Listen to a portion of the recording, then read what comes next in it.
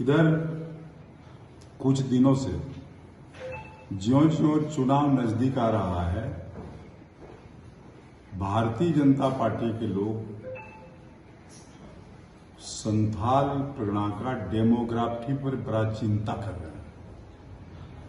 और कल तो डेमोग्राफी पर पार्लियामेंट में निशिकांत दुबे का बड़ा लंबा भाषण हुआ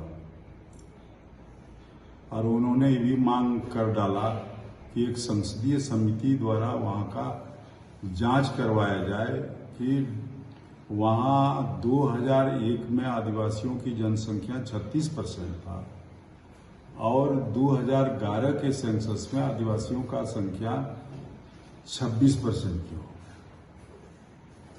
सबसे पहले तो संविधान का बात। संविधान में बड़ी स्पष्ट है कि शेड्यूल 5 और शेड्यूल 6 एरिया, जहां आदिवासी वास करते हैं एक विशेष क्षेत्र में, उसका सीधा गार्जियन गवर्नर होता है और गवर्नर के बाद वो सीधे राष्ट्रपति के यहाँ जाता है। राष्ट्रपति को सरकार को आदेश देना है कि आदिवासियों का वहाँ विकास नहीं हो पा रहा है, आदिवासियों का जो हक है वो छीना रहा है। ये काम, ये जो तरीका है संविधान का वो ये है। तो हम कह रहे हैं 2014 से मोदी जी सरकार चला रहे हैं, आदिवासियों का संख्या जब घट रहा है, इसी काम से, इसी कारण आदिवासियों को रिजर्वेशन दिया गया। आदिवासियों के नाम पर अरबों खरबों का कल्याण योजना चलाया जाता है, उसके बाद भी आदिवासियों का जनसंख्या घटता है। उसका मतलब इसका सीधे जिम्मेवार गवर्नमेंट ऑफ इंडिया है। गवर्नमेंट को देखना चाहिए, केंद्रीय सरकार को इस पर सोचना चाहिए। केंद्रीय सरकार इसीलिए पैसा एक्ट बनाया। केंद्रीय सरकार ने सोचा कि आदिवासियों को अधिकार दिलाने के लिए ये जमीन जगह बचे रहे, इसीलिए किसी भी प्रकार का कोई निर्णय ग्राम सभा के बिना नहीं होना चाहिए। यदि वो जनसंख्या घट रहा है तो केंद्र सरकार को इस पर गंभीरता से सोचना चाहिए और केंद्र सरकार की जिम्मेवारी है। अगर घटता है और कुछ नहीं हो रहा है तो भारत सरकार और भारतीय जनता पार्टी की सरकार आदिवासियों को नजरअंदाज कर रही है, आदिवासियों के प्रति संवेदनशील नहीं है। दूसरी तरफ आदिवासियों का जनसंख्या घटने का कारण डेमोग्राफी जो चेंज हो रहा है, उसका कारण उन लोग का कहना है कि बांग्लादेशी घुसपैठिया आकर के आदिवासियों से शादी कर रहा है।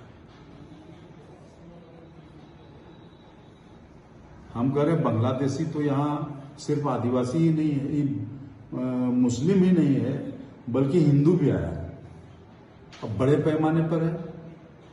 लेकिन वो बांग्लादेशी घुसपैठिया नहीं है, क्योंकि भारतीय जनता पार्टी को वोट देगा, इसलिए वो नहीं है। यहां मुसलमान और आदिवासी दोनों मिल करके भारतीय जनता पार्टी को हराने का काम किया। पांचों का पांचों रिजर्व सीट में, इसलिए झुंझलाहट हो गया है। और झुंझलाहट भरी बातों को, पार्लियामेंट के द्वारा ये इसको फ्लैश करना चाहता है कि वहां पर आदिवासी और मुसलमान के बीच कोई न कोई तफरका पैदा किया जाए। हमारे पास सबूत है कि आदिवासी लड़कियां गैर आदिवासी मर्द के साथ शादी किया है, और कुछ तो भारतीय जनता पार्टी के बहुत बड़े नेत्री भी हो गए हैं। बाबूलाल के बगल में बैठती हैं। कभी बाबूलाल जी का प्रोग्राम होता है तो उनके यहां भोजन बनता है। ऐसे ऐसे मेरे पास उदाहरण है जो आदिवासी लड़कियां बोरियों में दो मुखिया है, 4 मुखिया है। आदिवासी लड़की गैर आदिवासी मर्द से शादी करके मुखिया बनी है। ये सब जगह का यही हालत है।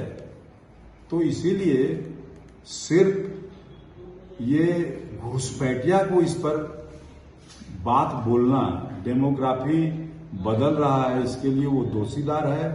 हमारे समझ से ये सिर्फ वोट की राजनीति है और ये चुनाव आ रहा है, इसलिए ज्यादा ये महत्वपूर्ण बात उन लोगों के लिए हो गया है।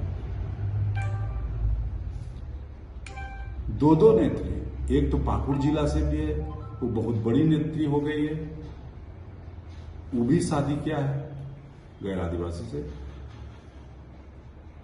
तो ये जब होता है तो दोनों पक्ष को देखना पड़ेगा कि आखिर आदिवासी का शादी गैर आदिवासी से यदि होता है तो क्या उसमें सिर्फ बांग्लादेशी घुसपैठिया है कि यहां के लोग हैं जो लोग आदिवासी का संपत्ति भी लूटते हैं, आदिवासी औरत का असबद भी लूटते हैं और उनको पत्नी बना के रखता है, जब तक वो जवान रहती है तब तक, बाद में उसका क्या दुर्दशा है, ऐसा सैकड़ों उदाहरण हम देखे। तो इसीलिए आज जो निशिकांत दुबे का बयान है ये राजनीति से प्रभावित है और राजनीति से प्रभावित होकर के ये इस ढंग का बयानबाजी करते रहते हैं। इसीलिए भारतीय जनता पार्टी को